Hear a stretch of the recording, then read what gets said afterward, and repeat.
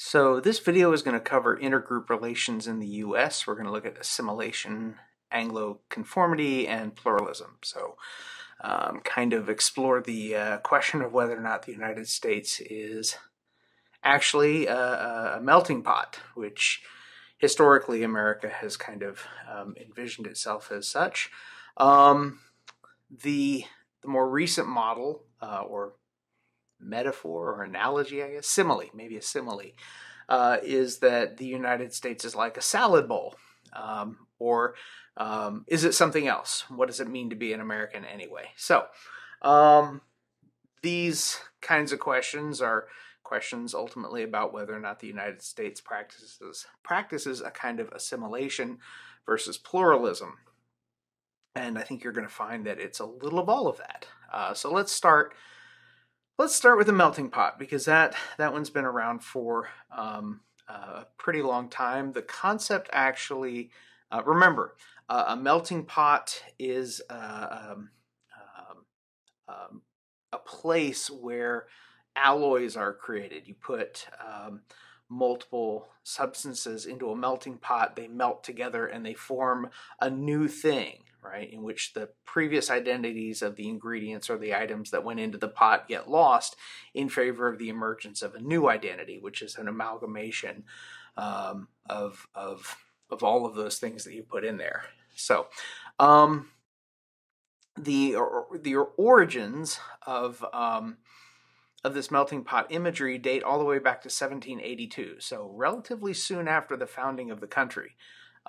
Remember, 1776, American independence, 1789, the emergence of the U.S. Constitution, which is when we become kind of recognizably the United States that we are now, under the particular set of governing documents that make up the country. So the United States certainly exists as a country in 1782, but this is before we have a framework for how we're going to govern ourselves in the long term. We're operating at that point under what we call the Articles of Confederation. Okay, so in 1782, though, this newly formed country, the United States of America, is desperate for people to come over and settle the U.S. And as a result, they're engaged in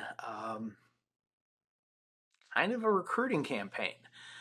So one of these efforts is a publication called Letters from an American Farmer by this guy named Hector St. Jean de Crèvecoeur.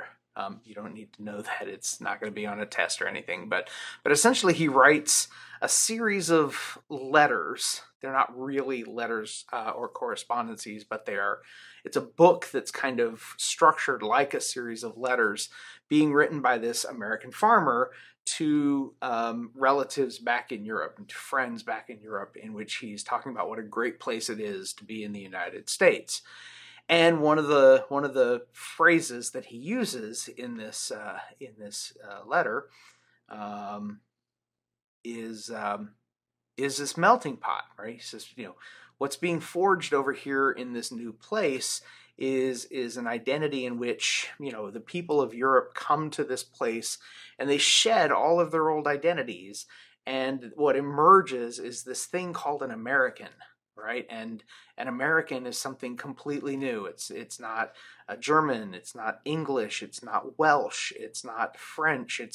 It's American, right? It's this new kind of creature. And if you come here, the promise of this country, or one of the many promises of this country, is the opportunity to forge an entirely new kind of identity and an entirely new kind of person. So that's kind of the propaganda of this publication in 1782.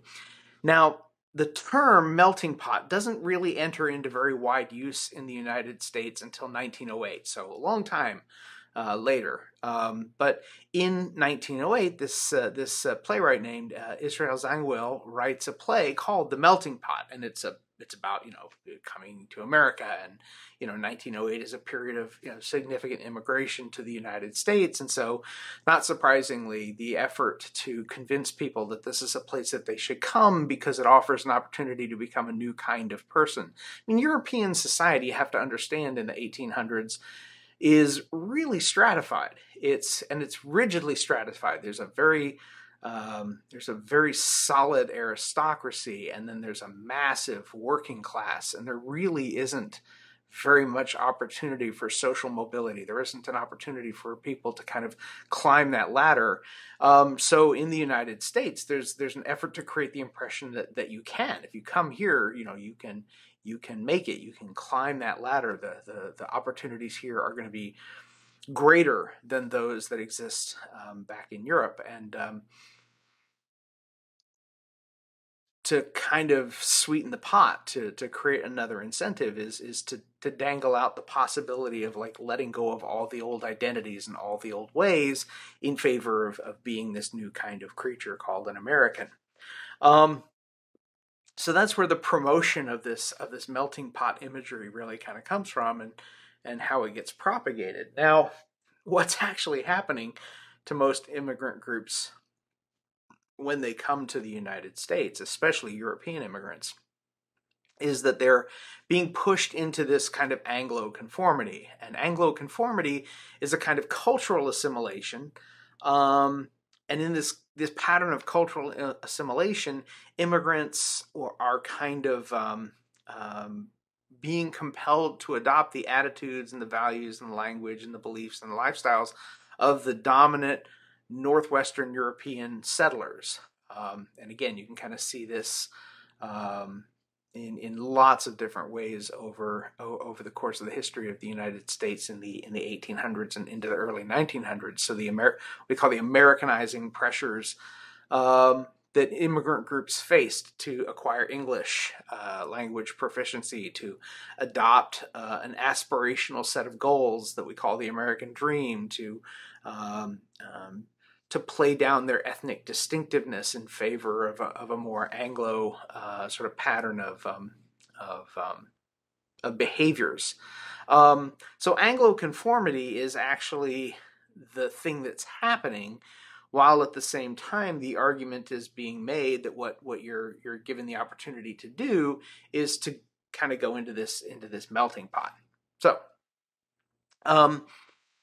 there are some criticisms of assimilation and just how assimilated populations could be, given that given that groups that were coming here weren't really assimilating so much as they were, at least they were assimilating, but they were assimilating in a way that was a reflection of Anglo conformity rather than a kind of melting pot or an amalgamation.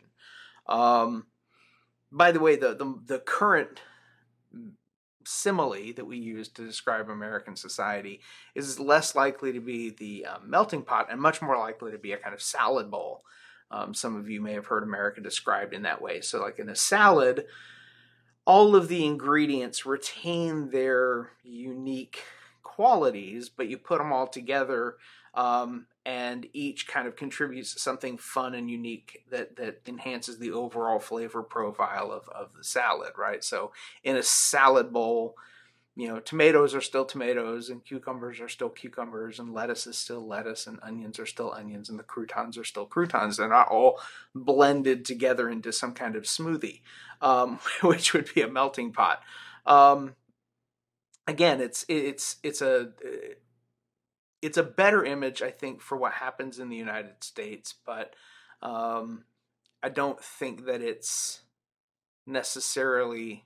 I mean, maybe food analogies aren't the way to sort of describe what happens to diverse cultures and ethnicities and races in the United States, and that's the limitation that we're faced with, right? But people like a pithy little description, and so that's what we have. We have salad bowls and melting pots.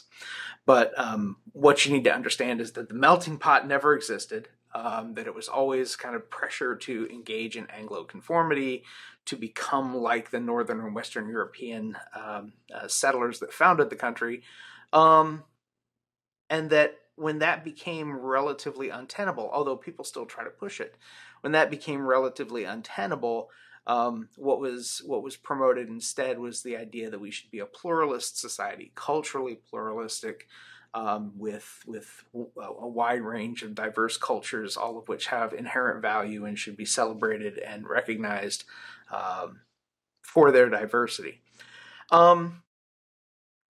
So when social scientists looked at assimilation, right, which was kind of the model that was being pushed, they came up with some criticisms. They came up with 3 criticisms around assimilation itself and the extent to which people have become assimilated. And the first one, which was the central point of this book written in the 1970s by these 2 guys, Glaser and Moynihan, called Beyond the Melting Pot.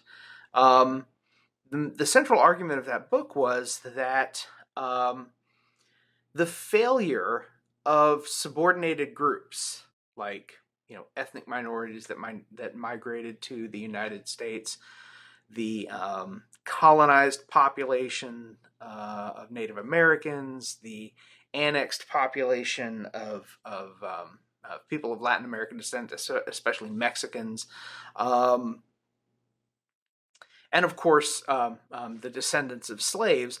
The failure of these groups to sort of become equal with the dominant group often resulted in blame being assigned to the subordinated group, right? That the problem with these groups who are in a subordinate position is that they haven't really tried to achieve the same kinds of successes as the dominant group. They don't want to be successful in the same way that the Anglo population wanted to be successful, and by holding on to their ethnic identities, by holding on to their racial identities, they created for themselves obstacles for full assimilation into American society. So that was the first sort of critique of people who were looking at assimilation and wondering why it wasn't working.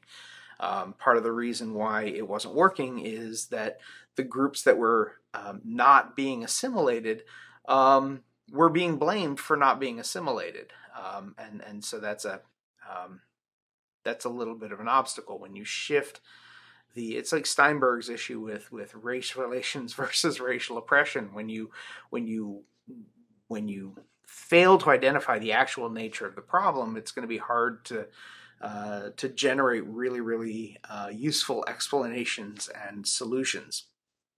The second element that arose in criticisms of assimilation and the extent to which assimilation was occurring is that structural assimilation is harder to achieve than cultural assimilation, right?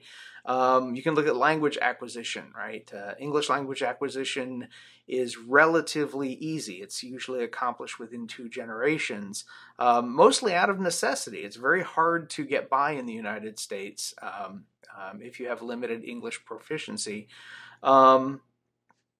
And out of necessity, of course, that kind of cultural assimilation is relatively easy. It's relatively easy for people living in the United States to adopt a set of aspirational goals and values. It's relative because that's what we're bombarded with in advertising and in other sort of cultural outlets. It's relatively easy for people in the United States to adopt the same broad cultural values, because again, they're part of the culture. They're part of what we're living and breathing in television programming, in film, in literature, in the everyday lessons of classrooms and workplaces. But actual assimilation on a structural level, in which subordinate groups or minority groups reach a kind of level of parity or equity with the dominant Anglo groups from Northern and Western Europe in, say, government. We got all the way to 2008 before we had our first black president. A black senator from either political party is still a relative rarity. It's still noteworthy when we see prominent people of Latin American descent in high office in the United States, because those groups have had a hard time making inroads in achieving sort of structural assimilation. The cultural assimilation stuff has worked fairly well, but access to real positions of power and influence in society are not as easily gained. And then the third thing that these critics sort of focused on and made note of was the rate of interethnic marriage patterns. Remember, amalgamation is sort of the ultimate kind of assimilation. When groups start to intermarry, the racial and ethnic distinctiveness between those groups begins to erode to a point where they go away for all intents and purposes. So when you look at interethnic marriage rates, you see that the rate is increasing, but it's not increasing equally for all groups, and there are definite patterns with regard to which members or which groups are marrying which other are marrying into or intermarrying with. There's the phrase. Which groups are intermarrying with other groups? That's not a uniform pattern across the board. So in 2010, for example, 7.5% of all married couples were interethnic or interracial marriages, compared to 0.4% in 1960. So we see the rate going up, but the pattern is not consistent across all racial and ethnic groups, and so that's a kind of a barrier to assimilation as well. So we'll talk a little bit more about some of these dynamics, and again, we're going to kind of look at the history of these groups as they come to the United States, or their territories are annexed by the United States, or their land is conquered and eventually turned into the United States, and the degree to which that affects the kind of relationship those groups have with the dominant society. We'll talk more about that in subsequent lectures, but until then, I'll say take care.